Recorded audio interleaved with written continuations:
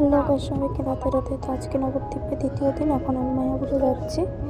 তো এখন নৌকো দিয়ে যাচ্ছি। আর তোমরা দেখো যে সবাই যে বলে গঙ্গার জন্য মিলিত হয়েছে, এটা কে কে দেখেছে কমেন্টে বলবে। ওকে, দেখো পুরো স্পষ্ট বোঝা যায় গঙ্গার জন্য কালার নদীর। তার জন্য আমরা নামবো। তুমি বলছি দেখতে থাকো। আমরা বাস দিয়ে মায়াপুর যাচ্ছি।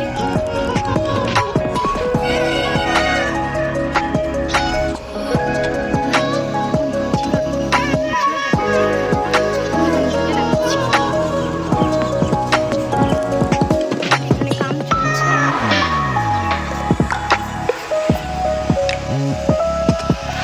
দিনের পর কে কে এসেছো কমেন্ট প্লিজ বলবে। ওকে, এটা দিয়ে আমার চুলকার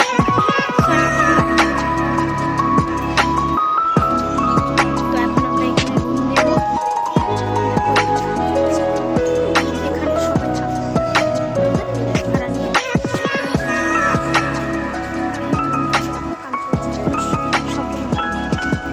চলো দেখা যাক।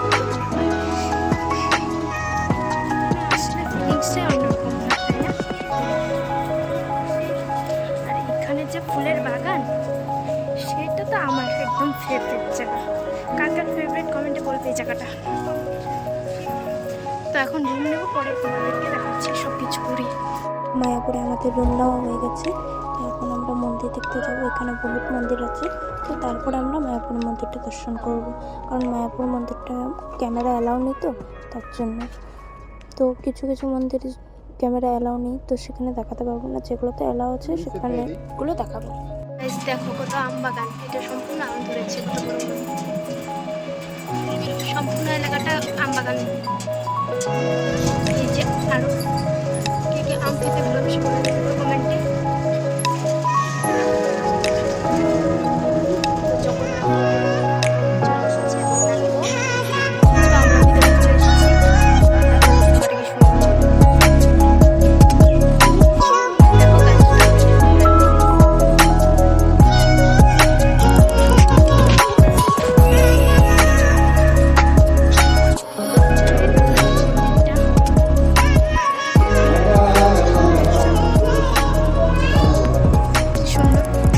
গাইস ভালো করে দেখে না।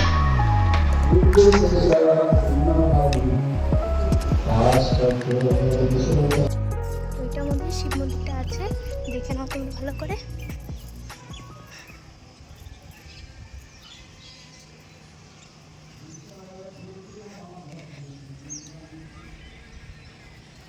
সিনটা কি সুন্দর, তাই না?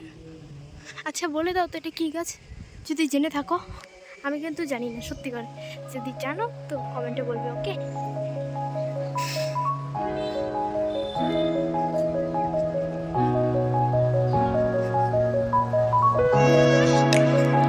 লাস্টে আমি আমার ফাইনাল লুকটা দেখাবো যে আমি কি করে এসেছি। আর এখানে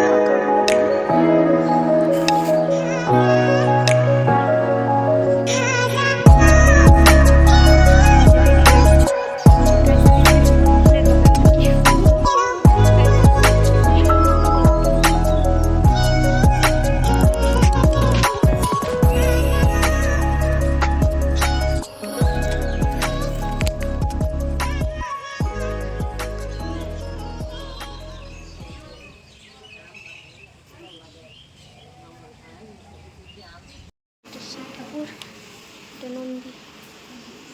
দেখো কি সুন্দর ফুল দিয়ে সাজিয়েছে। এটা মন্দির, দেখে নাও।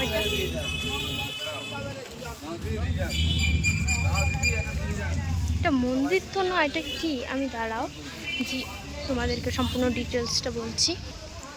এটা কাজীর সমাধি, আমিও ফার্স্ট এটা। সমাধি স্থানে সমাধি দিয়েছিলেন যে মহাপ্রভু নিজে, তাকে দিয়েছিলেন চাঁদ কাজী নামক ওই ভদ্রলোককে। মৃত্যুর পরে নিজে হাতে মাটি দিয়ে সমাধি দিয়েছিলেন। তো চাঁদ কাজী নাম শুনে বোঝা যাচ্ছে তিনি মুসলিম ছিলেন। তাহলে মহাপ্রভু কেন ওই মুসলিম ভদ্রলোককে মৃত্যুর পরে নিজের হাতে মাটি দিয়ে সমাধি দিয়েছিলেন? তার উত্তরে বলেছেন, চাঁদ কাজী মুসলিম হওয়া সত্ত্বেও মহাপ্রভুর ভক্ত এবং শিষ্য হয়েছিলেন, তাই মহাপ্রভু চাঁদ কাজীকে মৃত্যুর পরে নিজের হাতে মাটি দিয়ে সমাধি দিয়েছিলেন। তো চাঁদ কাজী কে ছিলেন? ভাগবতে বিশ্বাসী হলে ভাগবতে বলেছে চাঁদ কাজী ছিলেন দাপর যুগে মথুরার রাজা কংস মহারাজ। সেই কংস মহারাজের দৈববাণী ছিল কৃষ্ণ ভগবানের হাতে ওনার মৃত্যু হবে, তাই মৃত্যু ভয়ে ভীত হয়ে কংস মহারাজ কৃষ্ণ ভগবানকে মেরে ফেলার জন্য অকাসুর, বকাসুর, তৃণাবর্ত, পুতনা এই সমস্ত অসুরদের দ্বারা কৃষ্ণ ভগবানকে মেরে ফেলার চক্রান্ত করেছিল, যেটা টিভির পর্দায় আমরা দেখে থাকি। কিন্তু ভগবানের ক্ষতি করা মানুষের অসাধ্য ব্যাপার, তাই কংস মহারাজ কৃষ্ণ ভগবানের কোনো ক্ষতি করতে পারেনি।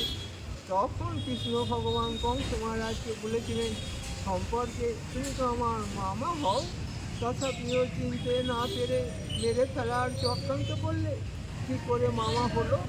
জৈবকীর দাদা হলেন কংস, আর জৈবকীর মনস্কামনা পূর্ণ করার জন্য স্বয়ং কৃষ্ণ ভগবান কংসেরই কারাগারে জৈবকীর কৃষ্ণরূপে আবির্ভূত হয়েছিলেন, যে দিনটা আমরা জন্মাষ্টমী উপলক্ষে পালন করি।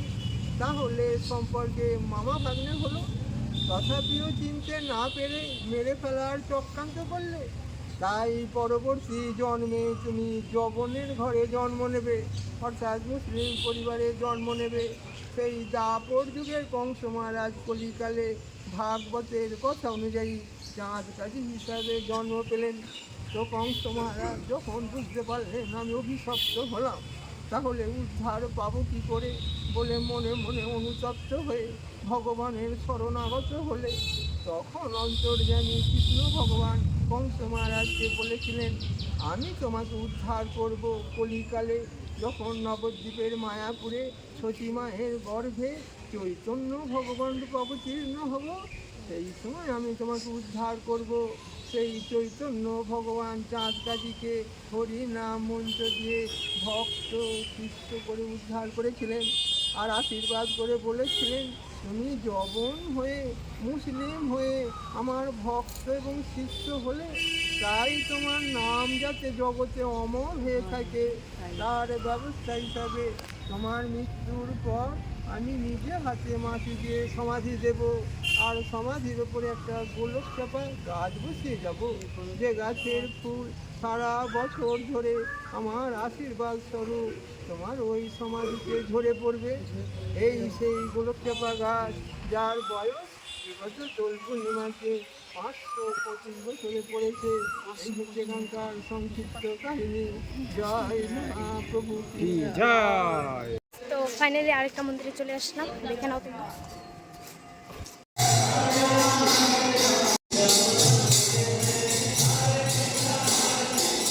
মন্দিরে চলে এসেছি, দেখো ফুল গাছটা কি সুন্দর লাগছে না? এখানে সব এমনি দোকান বসেছে।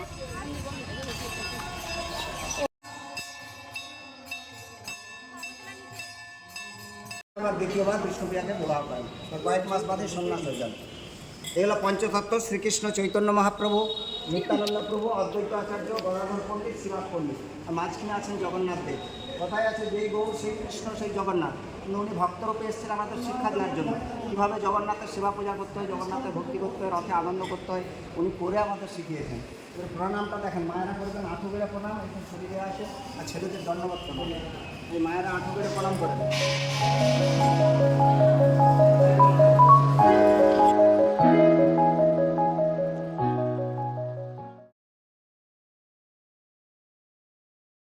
দেখা হয়ে গেছে, এখন চলো রুমে যাওয়া যাক। রুমে গিয়ে ফ্রেশ হয়ে কথা বলছি। কার সাথে এসেছি তোমরা জানতে চাও? এই যে আমার বোন, এই যে আমার মা, দেখে, আর এই যে আমার পিসি। ফাইনালি আমি রুমে চলে এসেছি। এখানে প্রচণ্ড গরম, তো আমি এখন আমার বাবাকে দেখাবো। এই যে আমার বাবা। তো বাই, পরে আরেকটা ব্লগ নিয়ে আসবো তোমাদের জন্য।